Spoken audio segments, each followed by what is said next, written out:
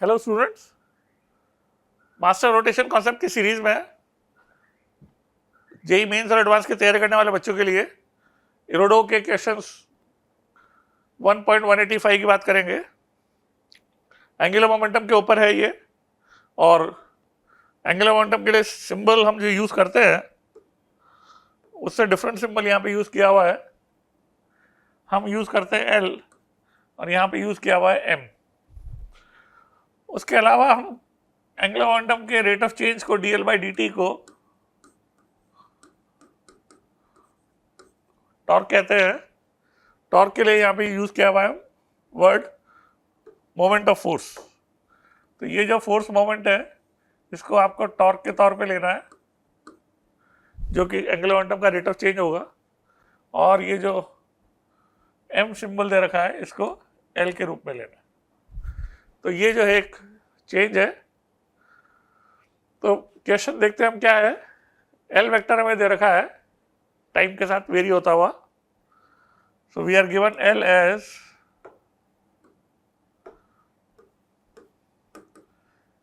a plus bt square where a and b are perpendicular vectors।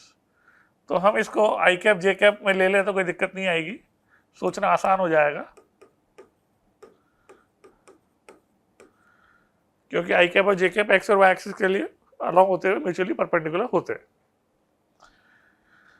इसका derivative torque जो है बन जाएगा 2bt j डायरेक्शन में। तो आप देख सकते हो t इक्वल टू 0 पे एल वेक्टर है x एक्सिस के अलॉन्ग, और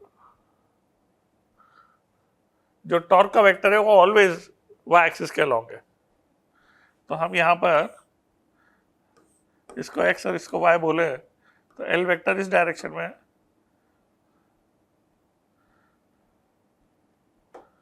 sorry torque vector y axis के अलॉन्ग है, और एल वेक्टर जो है वो t इक्वल टू 0 पे x डायरेक्शन में है, बट वो मैग्नीट्यूड में बढ़ता जा रहा है और उसका एंगल x एक्सिस के साथ फिर y कंपोनेंट जैसे जैसे बढ़ता जाएगा वैसे वैसे जो है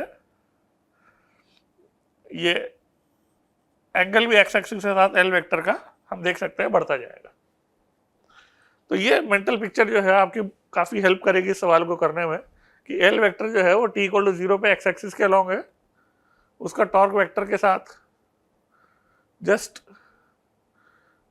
स्टार्ट के बाद जो है 90 डिग्री है और वो एंगल कम होता जाएगा टाइम के साथ। इसमें पूछा है कि उस मोमेंट पे जब दोनों के बीच में वेक्टर्स के बीच में एंगल 45 डिग्री होगा तब क्या पूछा है, तब टॉर्क कितना होगा। तो वो टाइम यदि हम निकाल लें जब इनके बीच में एंगल 45 डिग्री होगा तो ये y एक्सिस के अलॉन्ग है, तो इसका मतलब जो है 45 डिग्री होने के लिए क्या होना पड़ेगा, एल वेक्टर के x और y कंपोनेंट को इक्वल होना पड़ेगा।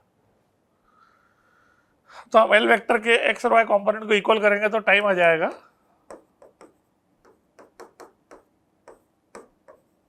√a/b।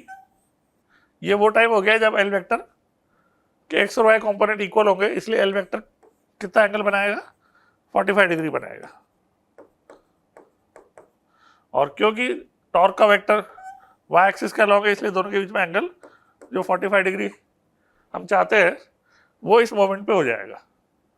तो हम टॉर्क के वेक्टर में जो 2b है ये टाइम की वैल्यू डाल दें तो 2√ab ये आंसर हो जाएगा।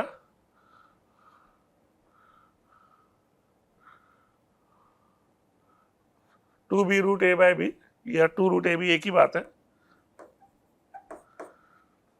तो आप देख सकते हो कुछ चीज़ें, बड़ा अच्छा सवाल था ये, कुछ चीज़ें जो प्रॉब्लम को सिंप्लीफाई कर देती है वो ये कि हम वेक्टर्स को भी जो है यदि विजुलाइज कर पाए कि ये वेक्टर जो है टाइम का फंक्शन है आई कैप जे कैप की फॉर्म में, बट ये कैसे जो है अपनी डायरेक्शन बदलेगा टाइम के साथ।